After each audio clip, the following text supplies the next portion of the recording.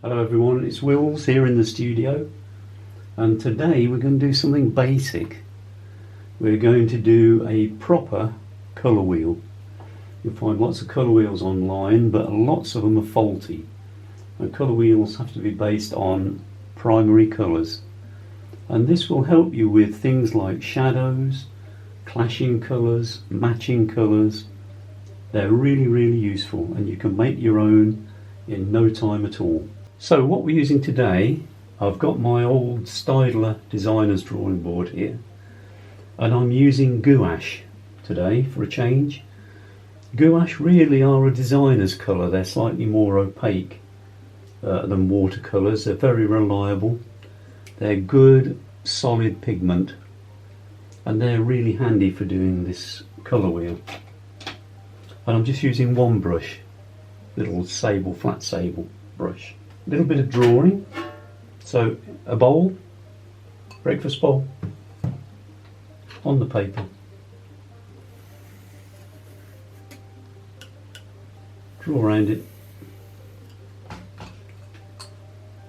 That's the outer ring. Then I've got an old lid. Doesn't have to be dead on,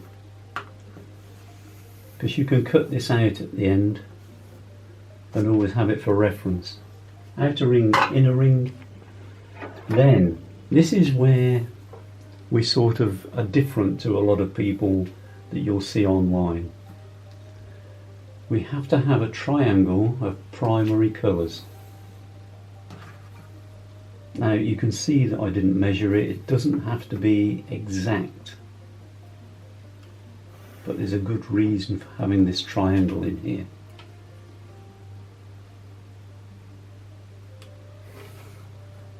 So we've got two circles and one triangle, and the triangles are going to show the points of the primary colours. Now if you think about a rainbow, how do rainbows start? They start with red, and they go to yellow,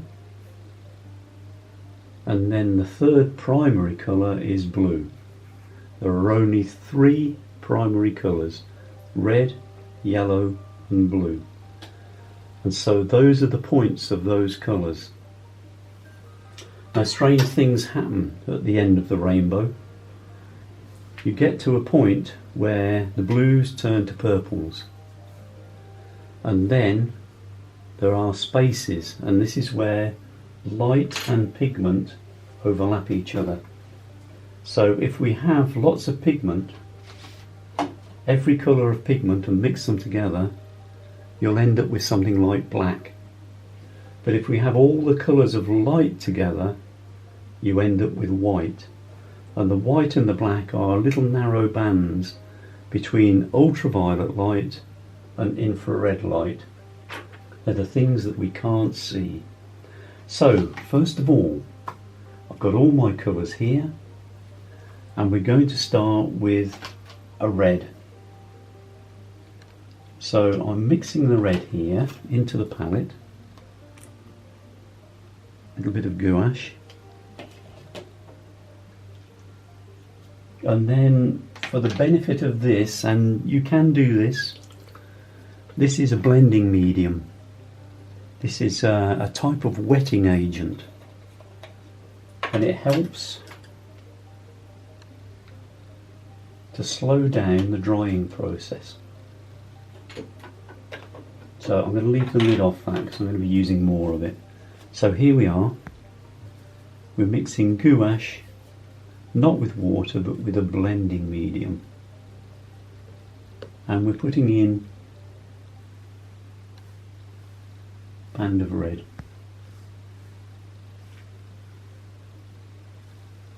Now don't worry about the shapes here, don't worry about whether it's neat or not. We just want the colour wheel. Here is a band of a more scarlet red, and I can mix it with this red a little bit. And I can also mix it on the paper.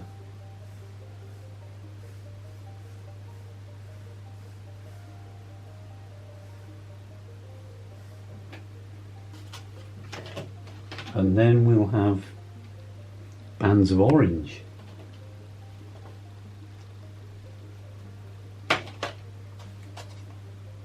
Still got some medium on here.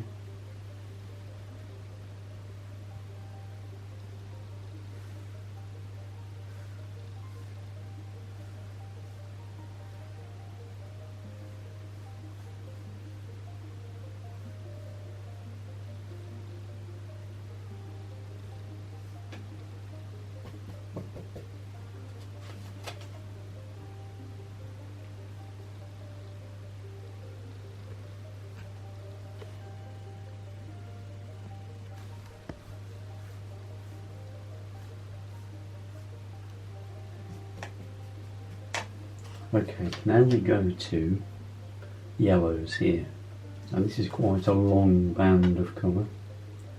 I'll pour a little bit of the medium into the side here and just start using bits of it, so I'm mixing it with the orange.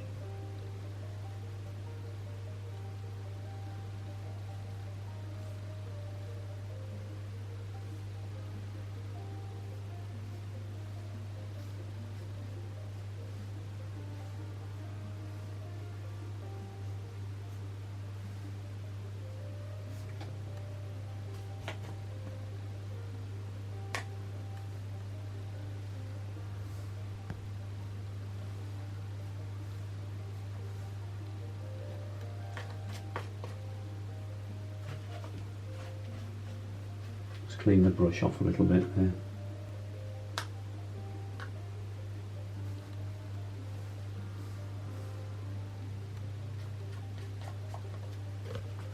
And then we want this bright yellow, which is the primary colour.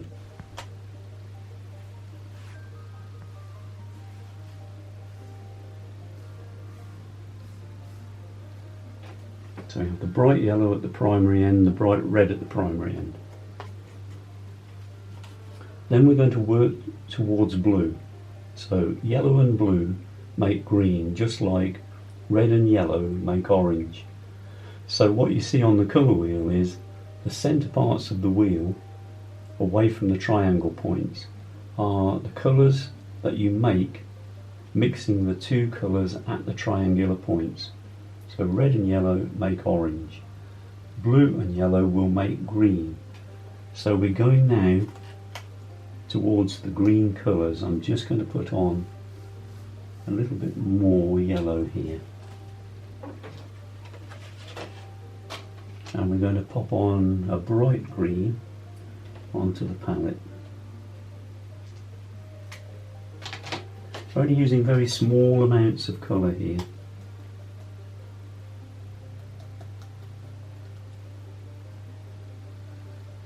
So you don't have to waste any paint making this colour wheel, but you will find it very useful.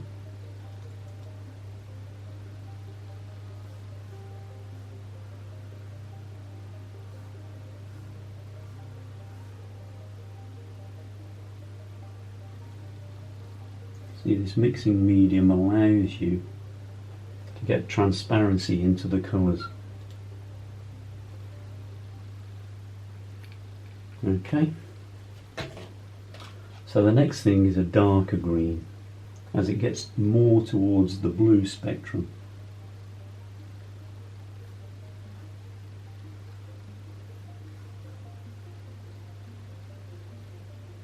Stronger, darker greens.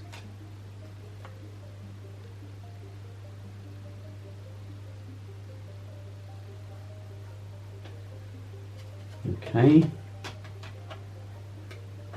Put that cap back on this green, and then we'll go for a bright blue because we want the primary blue to be at the triangular point.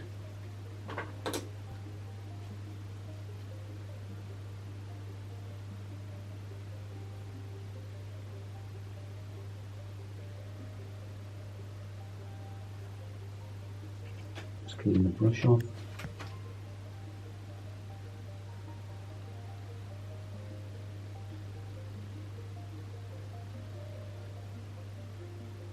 There's bright blue. So we're going to have blue and yellow makes green. So this is not just for other references, this is also a colour mixing reference in itself, because we've got the blues and purples now.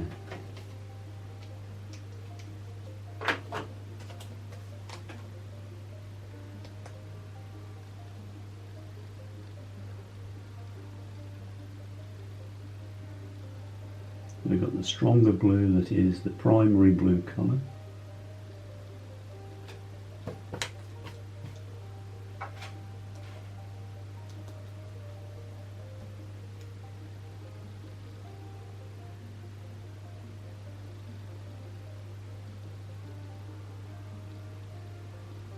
So the next thing is the purple spectrum going back to the red.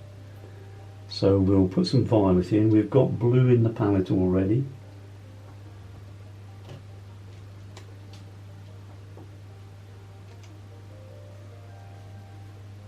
And so we mix. Right, so this is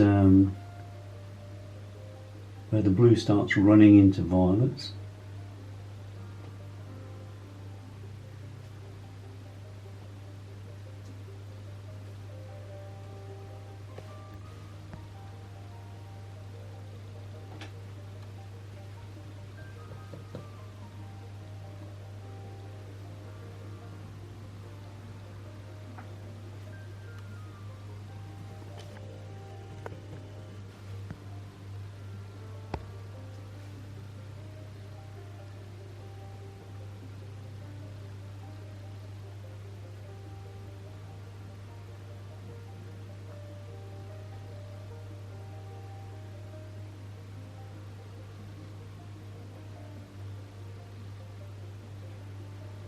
Getting slightly more and more purple.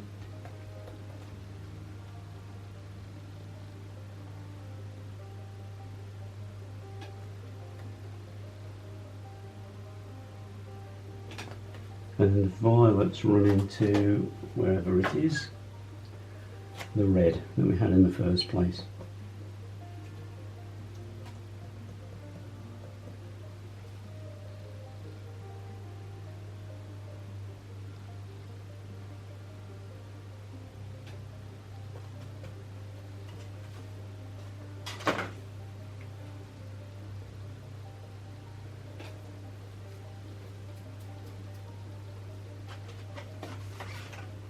Now this little area of light here, that will be the ultraviolet and infrared spectrum in reality. A little area of light that we can't really see. But ignore that, this is the rainbow from one end to the other. So we've got blue and red equals purple, red and yellow equals orange, yellow and blue equals green. So this is the colour wheel. Now, we can use it in lots of ways. When we're painting in most mediums, oils, watercolours, whatever, the shadow of a colour isn't black, not normally. What happens is, if there is a wall that is orange, and you have shadow behind it, or on it, the shadow is the opposite end of the spectrum to some degree, and that is caused by the fact that orange is giving off red and yellow light coming off it. So something that you paint orange has got red and yellow light coming off. The light that isn't coming off there is blue, the blue spectrum, and this purpley blue here can be used as a shadow. I'm just going to show you very quickly. Here's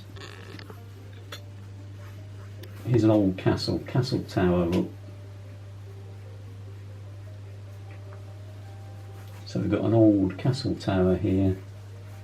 We're doing a quick watercolour, say. So we say that this wall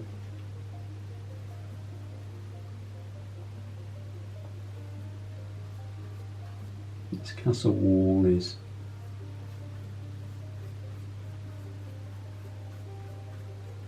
a yellowy colour, yellowy orange colour. And then the tower, we want to show that it's round, so we show some difference in shading.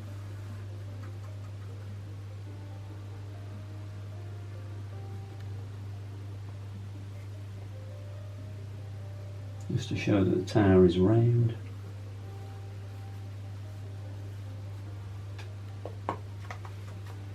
And then perhaps we've got a red roof. Let's say we've got a red roof, deep red roof.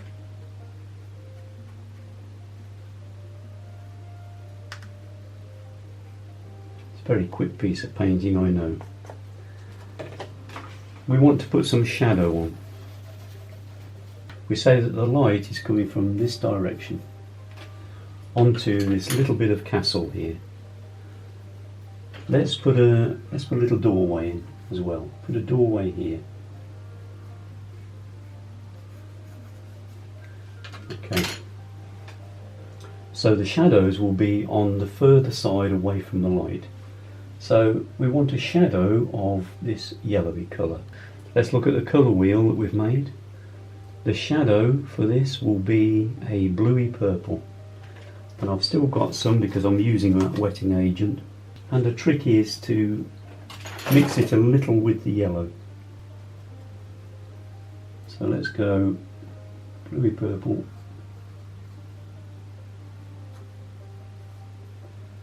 And this wall here as well.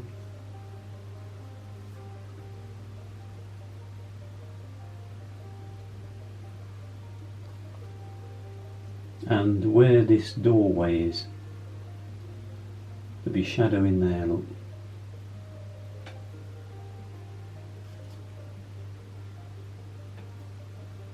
This is a little bit heavy.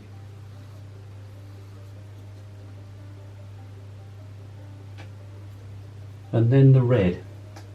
So let's say this doorway here, say there's a green door on there, inside the doorway. Okay, you can already see that using the colour wheel you can put some depth into that shadow. And we've got the red up here. Red, the opposite of red is a deep green. So I've got deep green on the brush from doing this door. If I mix it with some of the red,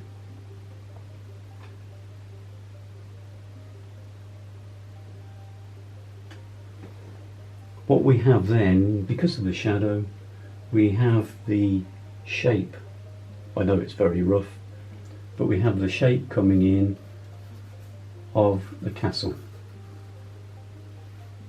And that makes it so much easier using the colour wheel, because the shadows tend to be the opposite of the colour of the object that you're drawing. Colour wheel can also be used for another thing, and that is clashing and mixing colours.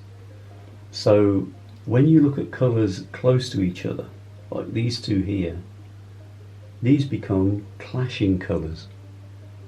And if you use these in some sort of design, like a room design, or in a painting, say a modern style painting, an abstract, those two colours won't sit very well together any more than this pinky red will sit with an orangey red. They clash with each other, so they don't sit well together. The best colours to sit well together are opposites. So if you're using orange, maybe you're doing a room design, maybe you're looking at furniture and walls, and you've got orange. Orange goes best with deep blues, purpley blues, and ultramarines. And reds go best with greens, greeny blues and blues. Because they're opposite on the colour wheel, they sit together well and they don't clash. That's a little colour wheel you can make for yourself. It'll come in really handy when you're learning to paint or developing your painting, because it will help you with all the tricks of the trade. You have to remember things like when you've got a dark colour in a painting, say you've got a very dark wall,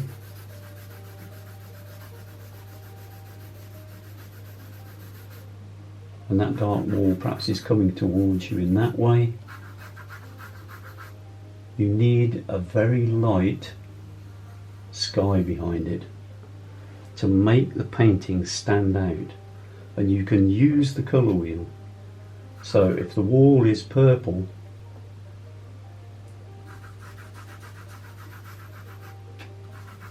you want a sky with not too much colour in, just to make it stand out behind it. So the colour wheel has lots of uses. You can make your own in whatever it was, 15 minutes, and you'll probably use it for the rest of your painting life. So that's it from me today, folks, the colour wheel that you can make yourself and apply to your paintings. So it's goodbye from me, and it's goodbye from Pablo here. Pablo really wants you to subscribe.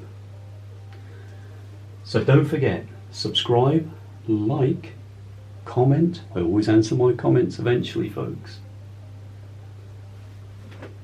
And I shall see you again fairly soon from the studio. It's goodbye from me, goodbye from Pablo.